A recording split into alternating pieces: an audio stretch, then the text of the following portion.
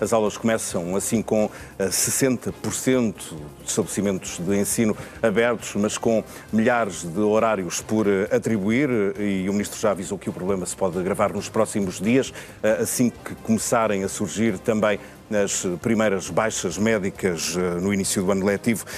Temos connosco neste Jornal à Noite Cristina Mota, do Movimento Missão Escola Pública, e ainda o Miguel Herdade, especialista em educação. Muito boa noite aos dois. Muito obrigado por terem vindo. Cristina, vou começar por si, um ano letivo que se inicia com os discursos da praxe, como ouvimos aqui do Primeiro-Ministro, mas com estes problemas todos que se repetem, os mais de 1000 horários por distribuir. Estamos a entrar numa situação crónica que não se consegue resolver de ano para ano. Boa noite, Pedro. Agradeço desde já o convite. Realmente está uma situação crónica e que carece de medidas urgentes para que nos próximos anos letivos tenham, de facto, algum impacto. O que tem acontecido é que não têm existido medidas que venham a prever ou que venham a precaver esta fase. Continuamos a não ver um investimento na escola pública, a carreira de professor não é atrativa e cada vez temos menos jovens a ingressar nos cursos via ensino. Lembro que este ano entraram no sistema novos professores vindos da faculdade, 450. Só no mês de setembro... E saíram quantos?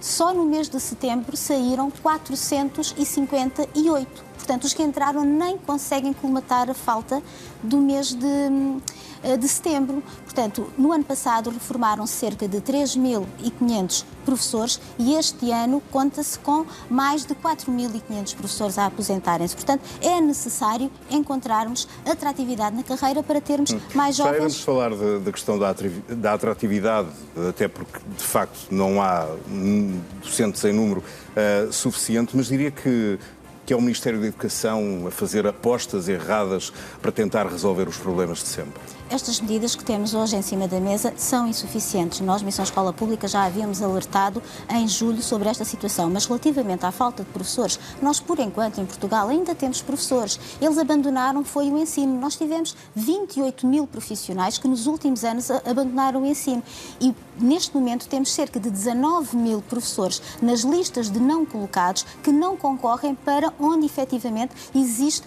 falta de professores com horários em que não têm professor para Mas muitos terão abandonado o ensino, porque entretanto se reformaram. Onde é que estão os outros? Estes que abandonaram não se reformaram, abandonaram porque não conseguiam garantir o seu nível de vida com o salário tão curto que têm, a juntar à deslocação que lhe era devida e também pela desvalorização que a carreira tem tido nos últimos anos. Até mesmo os últimos governos, em termos da forma como têm tratado os professores, também de algum modo desprestigiaram esta profissão que faz com que ninguém queira ser professor. Hoje em dia, início de carreira, temos um jovem com cerca de 1.200 euros. Ora, por 1.200 euros, com o trabalho associado à tarefa de ser professor, com a responsabilidade que existe também nesta profissão, claro está, prefere ir para outro campo. Andamos sempre a fazer estas contas, Cristina e Miguel. Já sabemos que, apesar do discurso do início do ano ser, da parte dos políticos, praticamente o mesmo, da procura de oportunidades iguais para todos os alunos, muitos deles vão passar agora semanas, não sabemos se provavelmente meses, sem terem disciplinas inteiras durante bastante tempo. Isso tem que efeitos, que atraso é que pode provocar em turmas inteiras, em termos letivos? Boa noite.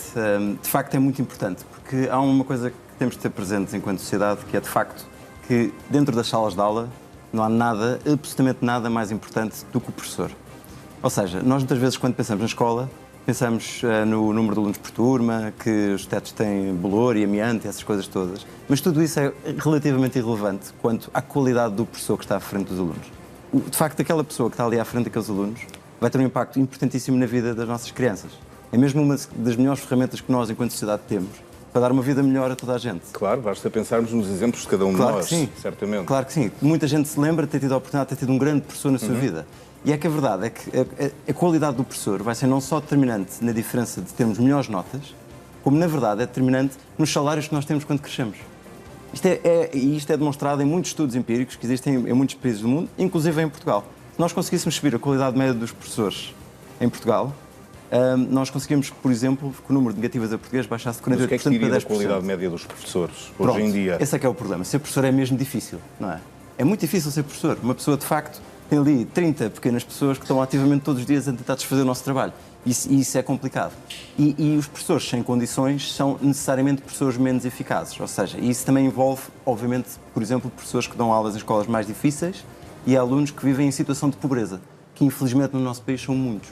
Há mais de 300 mil crianças pobres em Portugal, que é um número muito grande e muito triste para o nosso país. E é muito mais difícil de ser bom professor nestas condições.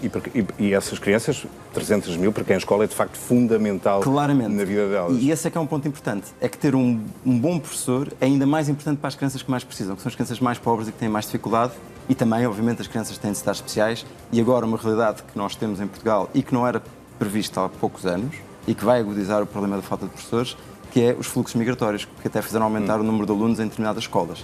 E, portanto, muitas das estimativas que nós tínhamos há poucos anos, até porque, repare, esta falta de professores era muito previsível. Os professores estão-se a reformar porque nós temos um dos corpos docentes mais velhos do mundo.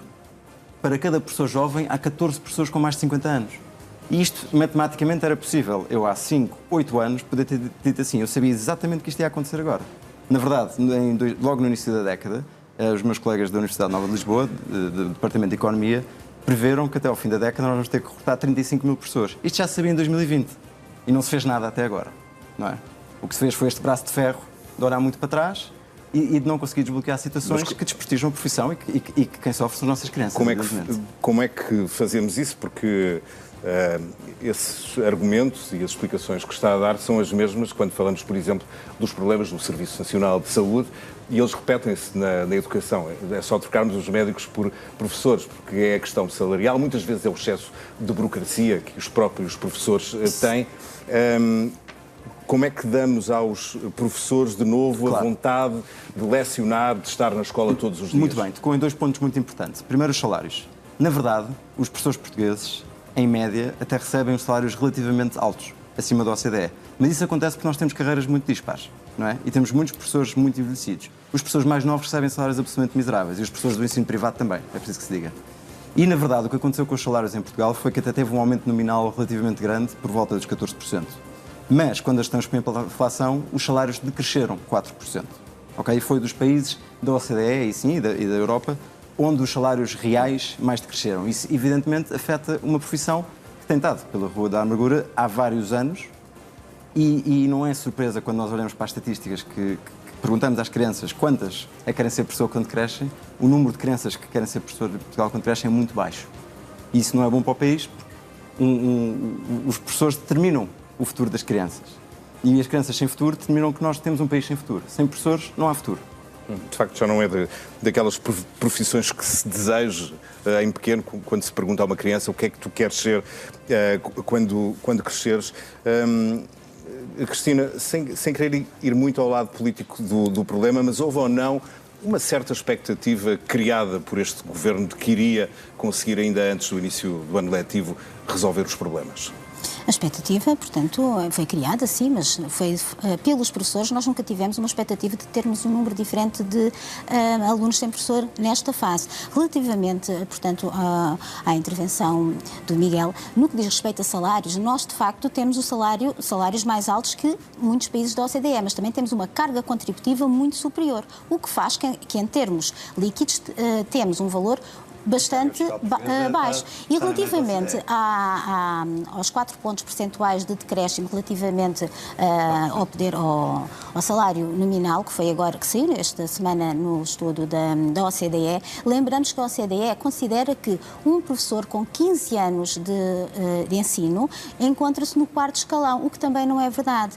Porque o que acontece é que, tendo em conta a carreira, que não é uma carreira contínua, e tendo em conta a quantidade de anos que um professor tem de aguardar para conseguir ingressar na carreira, faz com que, por exemplo, eu com 15 anos de serviço, quando ingressei na carreira, fiquei no 2º escalão. Hoje estou efetivamente no 4º, mas tenho 21 anos de tempo de serviço. Portanto, estes valores da OCDE não estão propriamente atualizados e o decréscimo é ainda maior relativamente ao poder de compra que o professor tem vindo a perder. Mas nós temos bons professores. Claro. Nós temos muito bons professores e o que nós fazemos e o que nós queremos é justamente continuar com a qualidade que nós temos tido nos últimos anos. O que tem acontecido é que a falta de professores em determinadas zonas tem, de facto, condicionado a aprendizagem. Porque se nós verificarmos os estudos, verificamos que, por exemplo, a Norte, os alunos têm um desempenho melhor. Porquê? Porque a Norte temos professores e é justamente relativamente à qualidade do ensino que nós temos de lutar. Ora, no que diz respeito a estes horários que agora estão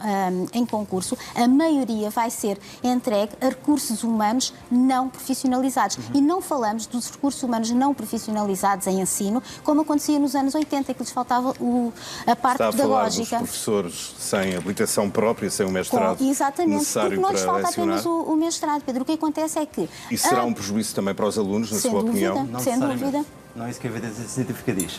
Ou seja, nós precisamos da prática para também conseguirmos tirar as conclusões. E claro, o que nós verificamos mas a evidência científica, é que o que olha, pouco acontece quando se põe professores menos que têm essas qualificações a dar aulas, e nos países onde se fez isso, esses professores necessariamente não tiveram piores resultados. O que não quer dizer que seja desejável. Atenção, eu não acho que deve haver professores, até porque ser professor é uma coisa muito difícil.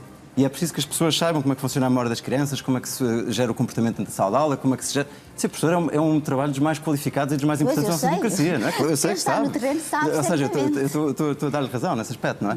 Mas, ou seja, o que eu gostava de dizer é, de facto, acho que há um ponto que levantou, que é, neste momento, nós temos esta situação absolutamente calamitosa, que é um aluno que esteja no 12º ano, agora a começar hoje, a quem desejo boa sorte, não tem um ano normal de aulas desde que tem 12 anos. Porque levou com a pandemia e com o fecho de escolas, e depois, desde então, todos os anos temos falta de professores graves. E o que vai ser esse aluno em adulto, depois desta aprendizagem? Esse aluno em adulto vai ter um problema grande que vai ser grave para a vida dele, que é, em princípio, vai ter dificuldades e vai ter ordenados mais baixos quando cresce. E isso vai ter também um problema de contração económico. As pessoas, quando têm ordenados mais baixos, o país gera menos riqueza. E, portanto, aumenta um problema que nós temos grave em Portugal, que é a pobreza. E nós não podemos deixar que a falta de professores aumenta esta desigualdade que já é tão grande na nossa vida. Miguel e Cristina, queria só respostas telegráficas, agora já temos mesmo de terminar. Aguarda ou não um ano com uma certa paz social, depois do Governo ter cumprido também uma série de reivindicações dos professores? Vai depender. Portanto, existem aqui medidas que de facto são importantes. Por exemplo, vimos ontem a abolição do projeto Maia, que trazia imensa burocracia à escola, mas também verificamos que existe pelo menos a perspectiva de se alterar, por exemplo, o modelo de gestão para dar mais poder aos professores. Nós lembramos que tivemos 46 mil professores a concorrer este ano para sair das escolas onde estão, devido ao modelo autocrático que nós temos neste momento. Aumentar o poder dos professores, dos diretores, e alterar o concurso que temos neste momento, que nós entendemos que é o mais fiável, que é centralizado, que garante que, de facto, a graduação profissional é aquela que deve vingar. Nós entendemos que, havendo mexida nestes dois campos, não vamos ter, de facto, paz nas escolas este ano. Ou seja, os problemas estão, pelo menos todos, longe de ser resolvidos. Sim, mas cabe a nós resolvê-los, não é? Nós temos mãos e temos cabeça para pensar em soluções e chegar a consenso, evidentemente. Eu acho que há uma evidência que é óbvia, que é o sistema que nós temos de colocação de professores é um sistema muito obtuso, digamos assim, estranhíssimo, e dos poucos países do mundo tem este tipo de sistema, não é? E é um sistema que tem gerado injustiças enormes, que é imensos professores que vivem a sua vida sacrificado pelos filhos dos outros.